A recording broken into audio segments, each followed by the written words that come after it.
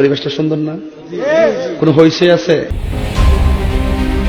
হবিগঞ্জ ৪ আসনে ত্রয়োদশ জাতীয় সংসদ নির্বাচনে ইসলামী ফ্রন্টের প্রার্থী হিসেবে প্রতিদ্বন্দ্বিতা করেছেন আলোচিত ইসলামী বক্তা মোহাম্মদ গিয়াসউদ্দিন তাহিরি। ধর্মীয় বক্তৃতার জন্য পরিচিত তাহিরি একজন সফল ব্যবসায়ী ও কৃষি উদ্যোক্তা।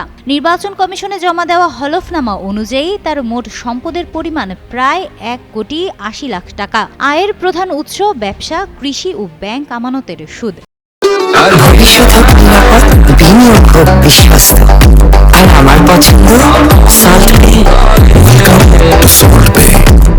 কৃষি থেকে তার বার্ষিক আয় ২২,৮৯২ টাকা, ব্যবসা থেকে ৭,৯১,০০০ টাকা এবং ব্যাংক সুদ থেকে পান ২২,৮৯২ টাকা। তাহিরির অস্থাবর সম্পদের নগদ ৪১,২৮৬ টাকা, ব্যাংকে জমা ৭,৬৩,৬০৬ এবং নিজের নামে ৩১ ভরি স্বর্ণ রয়েছে, যার মূল্য প্রায় ৬ লাখ টাকা। আসবাবপত্রের মূল্য ৫ লাখ টাকা। স্থাবর সম্পত্তি হিসেবে কৃষি জমির মূল্য ১,৬০,৩৯,০০০ টাকা। স্ত্রী বা অন্য নির্ভরশীলদের নামে কোনো সম্পদ নেই। তাহিরির পেশা ব্যবসায়ী, স্ত্রী গৃহিণী। তিনি কুমিল্লা জেলার দাউদকান্দি উপজেলার ভাজরা গ্রামের বাসিন্দা, কিন্তু হবিগঞ্জের মাধবপুরে শ্বশুরবাড়ি হওয়ায় ওই আসনে প্রার্থী হয়েছেন। নির্বাচনের আগে তার বিরুদ্ধে ৩টি মামলা হয়েছে, সবই ২০২৪ সালের ৫ আগস্টের পরে দায়ের করা হয়েছে।